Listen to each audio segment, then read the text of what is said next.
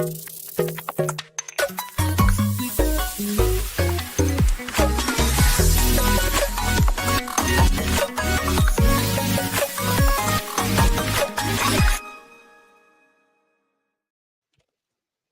everyone. This session is part of the Microsoft Security Tech Community Live series, and our focus over the next 30 minutes is on the Microsoft's SASE partner ecosystem.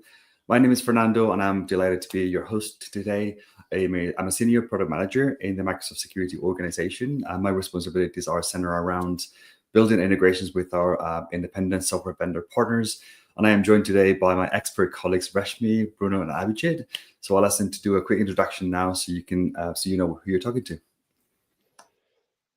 Thanks, Fernando. Hi, I'm Rashmi Andapalli. I'm Group Product Manager. I lead SSE ecosystem in the Microsoft product team, and I'm super excited to be here today. Bruno, over to you. Yeah, thanks, Rashmi. Hello, everybody. I'm Bruno Raimondo, responsible for CASB, SSPM, DSPM, and digital experience management at Netskope. And it's been a long coming to come here, so I'm super excited to be able to answer your questions.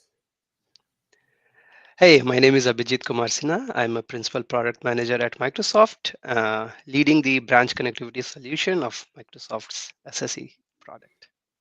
Thanks, everyone.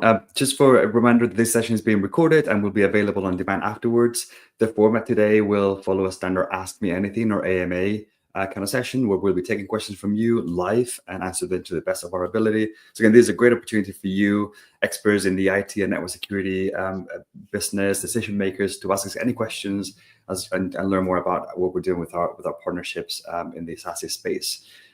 Really appreciate that you're here today, that you made the effort to join us. Please start posting your questions and comments below, and we'll get through as many of them as we can.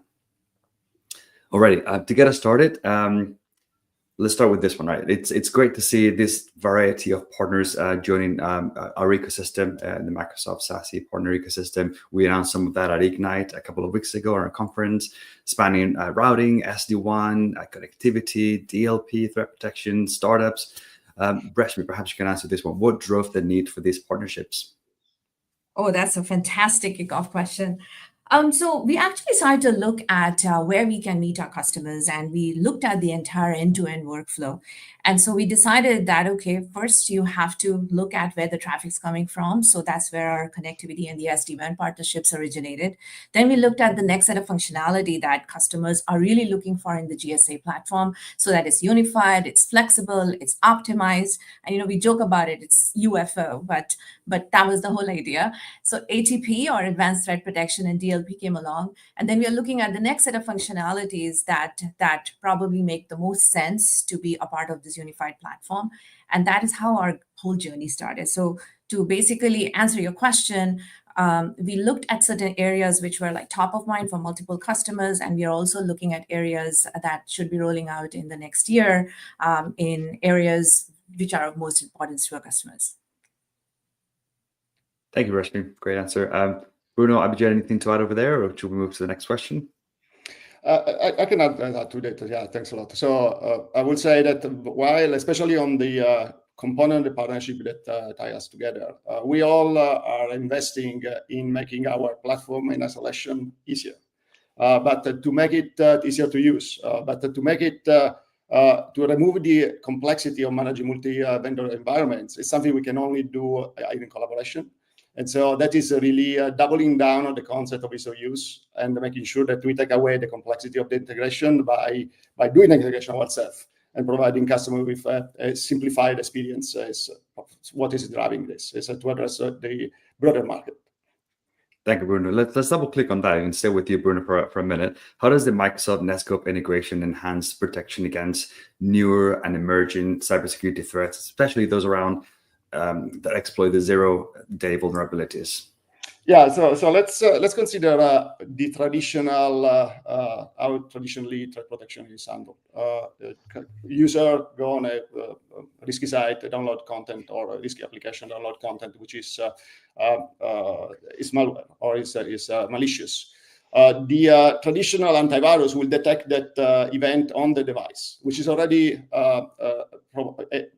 create a risk window, right? Because you have the malware already reaching the endpoints, and there is there are attacks that are fileless, so they can happen actually before the content reach the endpoints. And there are the antivirus is as good as the threat intelligence database. So if it's a new threat, the antivirus may not be able to recognize it until the intelligence is actually added to the database. Our advanced threat protection is actually solve all three problems. The fast scan is a multitude of engine, anti-phishing, anti-malware, file analysis, file extension analysis, and sandboxing, which detonate the content when it's risky before it reach the endpoints. And we have 3,000. We evaluated the pre-execution of the file content for 3,000 file types. We have 3,500 indicators of threats, which are binary. So each one of them, if hit, will detect that there is a threat. And so all this will provide 99.9% plus efficacy, both on existing known threat and P0 or zero-day threats, which is awesome. And so that's the combination of the two is actually what brings this value to the customers. Thanks, I'd like to add something there. I want to hone on that 99.99 efficacy. That is awesome. So when we were looking at bringing in Netskope as a first partner for ATP and DLP, the idea was to pick a partner that has a lot of experience. And it's not just about proactive threats, right? It's also about unknown threats. So this kind of brings it together. And with the efficacy of 99.99, it's awesome, basically. That's great to hear. There was a question from the audience about whether the Netskope integration with Microsoft SSE solution includes DLP as well. Do you guys want to take that one? Yeah, okay. Yeah. So we do have DLP. We are looking at onboarding both ATP and DLP customers in January once our lockdowns and holidays, and there's a bunch of freeze and rollouts and things like that. So there is, so if you're interested, there we have the information on how to get sign up for it, and you should be getting onboarded in January to both. Thank you, Rashmi. And while more questions come up, it's maybe a quick reminder that we have blogs and documentation in our technical docs that talk about this, and Netskope does as well. So again, we'll be sharing these links during the session or after the session. I don't know exactly when it's going to happen, but it will happen, so everyone can go to them. Alrighty. Next question is, does our SSE solution, Microsoft solution, does it support multi-cloud? Yeah, absolutely. Multi-cloud is a very, I would say, broad term. It depends on the use case. If you're looking at traffic engineering, you've got to have some connectivity endpoints in some of those multi-cloud environments. And when as the traffic gets steered into the Microsoft GSA SSE, that is where the action happens. So yes, it does. If you're looking at security across clouds, and that's also feasible. The whole idea is that the traffic engineering happens and GSA provides the identity-aware network access, which is the reason why this is picking up quite well. Okay. One question about connectivity. What drove the need for our connectivity partnerships? Rashmi or Abhi, did you want to take a stab at that one? Yeah, I can take that. Look, connectivity is very important and crucial for enabling SASE. And this is one of the things that, Rashmi also touched upon. Many of our customers, they already have SD-WAN deployments. And it makes natural sense for us to meet them where they are. Make it very, very easy for them, make it very seamless for them to send the traffic from the office's branch router all the way till us, right? And over there at Microsoft's gateway, SSE gateways, the security enforcements can happen, right? So that's reason number one. And reason number two is, it's also the culture at Microsoft. We are a very partner-centric company. We believe in thriving with others and building an ecosystem. And all the announcements at Ignite is all about that. So these are two reasons. Thank you. Thank you, Vijay. There might be another one for you, maybe. Are there any plans to evolve the SASE partner ecosystem to address emerging trends like 5G deployment and IoT device management? Yeah, absolutely. Good question.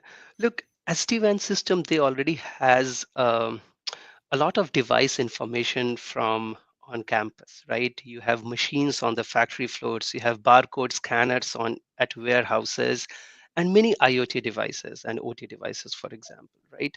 So we are partnering with our SD-WAN partners to ingest all of this device information into our system so that once that information about the devices, their attributes are available, then through the familiar conditional access policy, you can write those policy security policies, which includes not just the device attributes of IoT devices, but Mhm. also the identity centric conditions.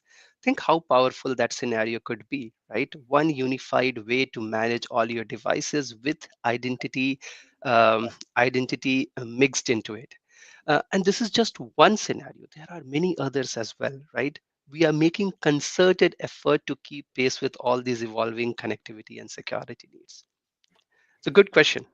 Yeah, thanks, Abhijit. There's another question that's popped up, probably on everyone's mind. How is this all licensed? How is our SSE license? How it's, how does the integration work in terms of licensing? Do you guys want to take that one? Yeah, I can take that. Actually, that's a fantastic question. So we wanted to keep it simple. Both the SSE from the Microsoft point of view, that is licensed separately than and Netskope, but the point here is that there is the in-product discovery and an in-product transaction possible. So when you are inside the Microsoft SSE platform, you can transact on a Netskope offer. That as you transact through it, that is basically licensed separately. In order to get into the Entra platform, you would obviously have an Entra license. P1, P2, if you are an Entra Suite customer, which is a bundle of products, then you basically have the Entra Suite license. And we are also looking at private offers so that you can directly work with the solution in mind. For Netskope, do you want to add anything else, Bruno? I think there will be again, while we are working on the details and the licensing, and this will be available at the end of when probably in a few months when we go to GA. Yeah, there will be an add-on to the standard Microsoft licensing will be an add-on on the Netskope as well. Yeah. I think the point here is that we've kept it simple. You don't have to go acquire anything outside. You can do that in the process. But if you did, then we are also looking at private offers. That is something we are looking at. But the goal here is to be able to not only enjoy Netskope, but also, let's say if you have a connectivity option, you can acquire that as a part of the workflow. So you keep it simple, but it's all integrated. So you get the best of both worlds, basically. Good to hear. Thanks for that. Question about automation. What about automation? Is SSE ready to be used out of the box? And how much will I need to customize for my environment?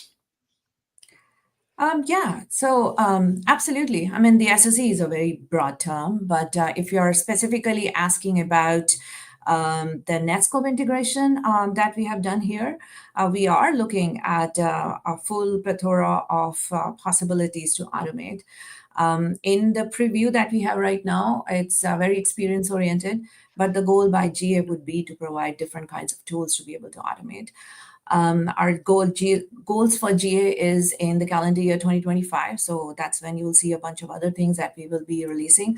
But if you're asking about a generic SSE, depending on the functionality, yes, absolutely, you can automate it. Awesome. And if I put Abhijit on the spot about automation for the connectivity piece, any comments on that? Yeah, I was thinking about it. Good. So yes, and in fact, we like to give customers the tools that they want, right? So if you are a customer who want one-click solution and are comfortable with Terraform modules, then we have released an automated solution, right? Aviatrix, the solution that we have with Aviatrix is that one. Try that out. See that. But if you are a customer who want more control, you are comfortable with creating templates and then associate it to the branch office's edge routers separately, that's also possible, right? We have partnered with a bunch of other SD-WAN vendors like Cisco Catalyst, Meraki, Aruba, Juniper, Checkpoint, and many others, right? To to make sure that these customized integrations or customized flows are also working for you. And there is a blog that we published at Ignite, which has the link to the deployment guides for all the 10 SD-WAN partners who we have partnered with. So you can take a look at that blog. It is at aka.ms/blog/SASE-partners. Awesome. Very timely put on the bottom of the screen, so you can go and check it out now. Thanks, Abhijit, for that. Thanks, Rashmi. On the SD-WAN and connectivity partnerships topic, there's another question around how is this integration different from the partnerships with Azure V1? Yeah, it's a good question. And the answer is it's not very different, right? It's actually very, very similar. Look, in case of Azure vWAN, the traffic from the branch office's edge router, it goes to the headend, SD-WAN headend, which is deployed in the Azure. And from there, the traffic can be sent to Microsoft's SSE gateways where the security policy is enforced, and then it is sent to the destination.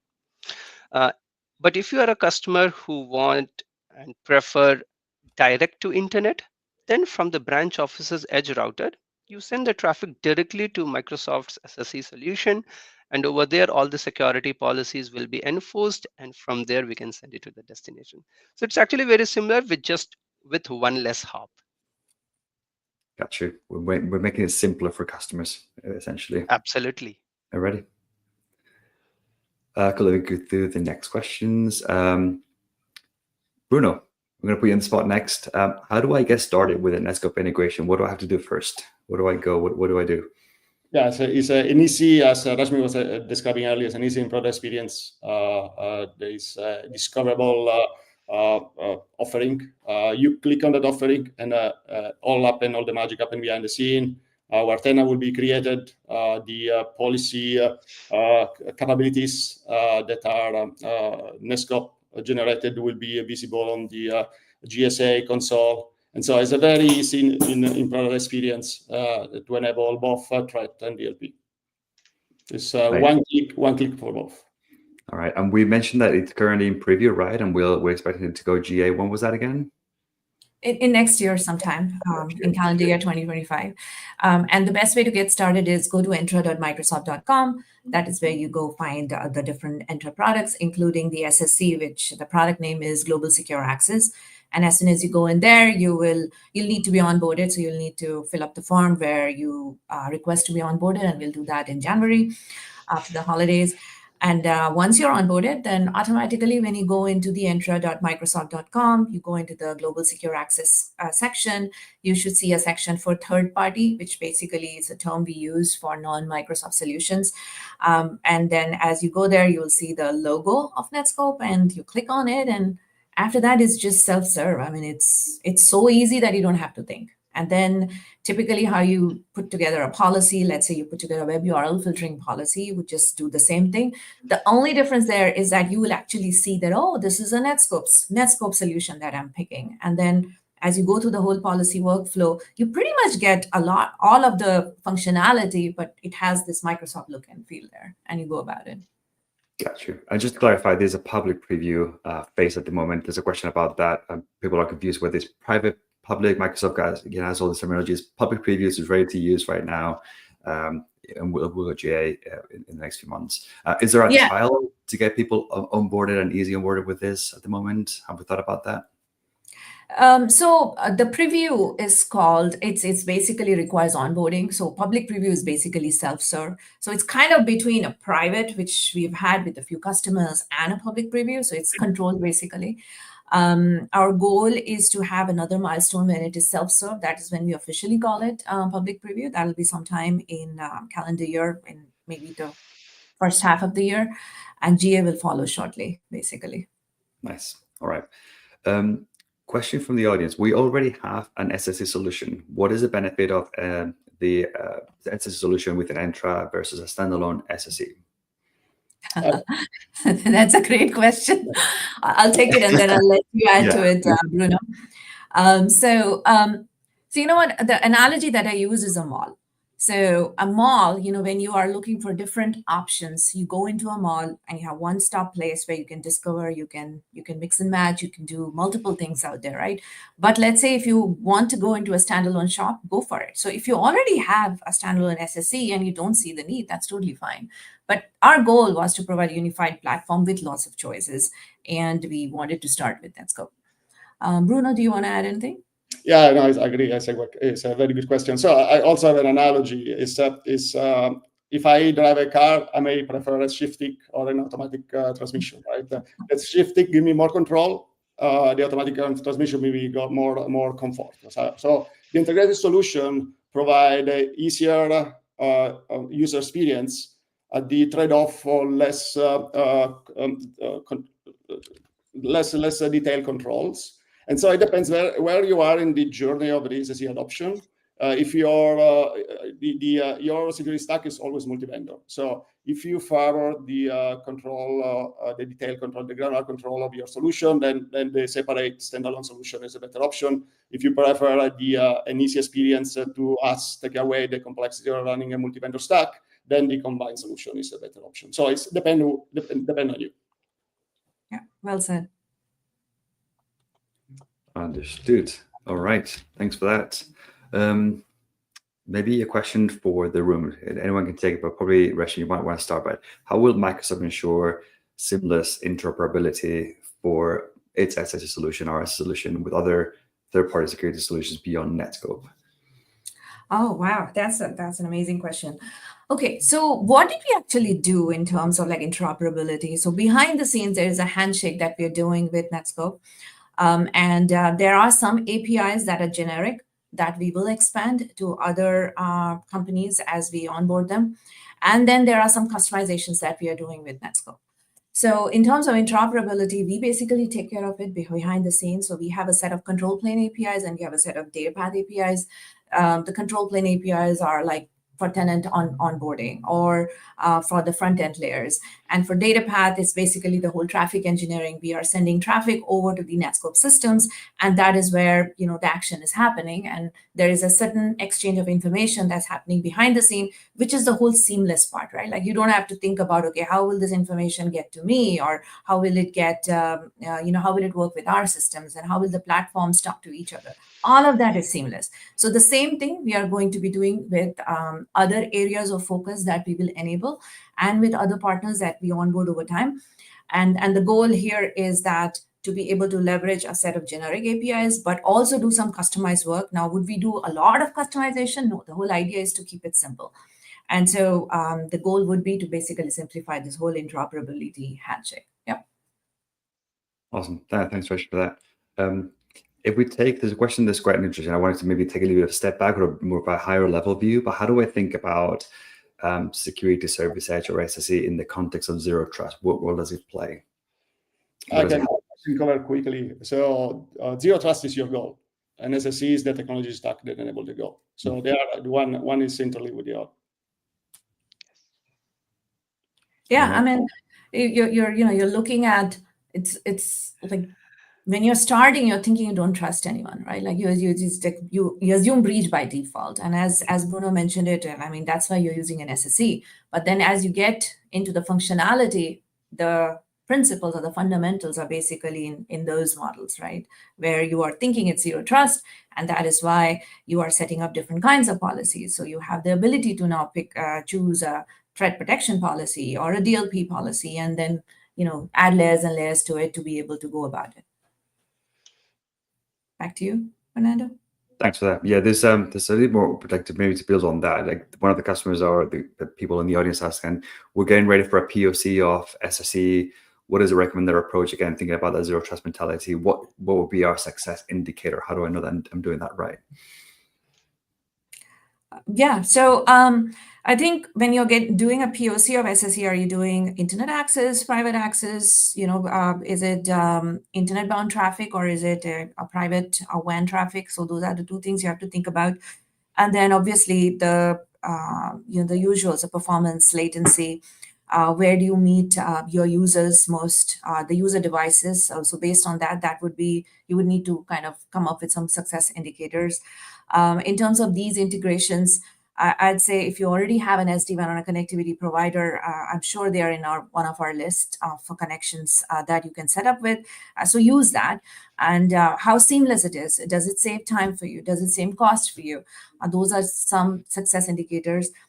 In terms of the advanced threat protection and data loss prevention, obviously, that's very critical functionality for IA, for internet access. So you would probably be having some indicators on how efficient it is, and give us a report card.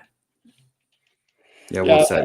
I can actually add a couple of. So for me, there are three vectors. One is what is the efficacy of the solution? It's able to detect a threat. It's able to detect sensitive content. How much is easy to deploy, and how much is invisible to the end user unless they are doing something bad. So these are the three criteria that you wanna in every POC you wanna compare solution against. All right. Thank you for that, guys. There's one final question before we wrap up around the client. Let me just pull that out. Is it Global Secure Access, which is Microsoft's SSE client, is it cross-platform? How many platforms does it support? Anyone wants to take that quickly? I can take Yeah. that. Oh, okay, go for it. Go, Abhijit. Yeah. So first of all, I wanted to clarify, Global Secure Access is the unified name for our two products, Entra Internet Access and Entra Private Access. So the solutions are Entra Internet and Private. Global Secure Access is just a way for us to refer to both. And yes, our client is called GSA client. So it is supported for Windows, Android, and I think we went to public preview with even iOS as well. So, and very soon you will hear news about other platforms. So yes, it is a cross-platform. Exciting. There's a teaser for you. I think that's probably all the time that we have for today, I'm afraid. So once again to the audience, thank you so much for making the time to talk to us today and for your thoughtful and great questions. And obviously thanks to our expert speakers, Bruno, Abhijit, and Reshmi, for your honest and insightful responses. Are there any final thoughts from any of you before we wrap up the session? All good. This was super exciting to be here today, and lots of questions, rapid fire. That was cool. Thank you. Okay. Well, thanks everyone again. We'll put up the links to the next event on the screen, I believe now. That's what the producers are telling us. And again, final reminder, this is a recorded session and will be available on demand shortly. And besides that, have a great day. Thank you. Thanks, everyone. Bye-bye.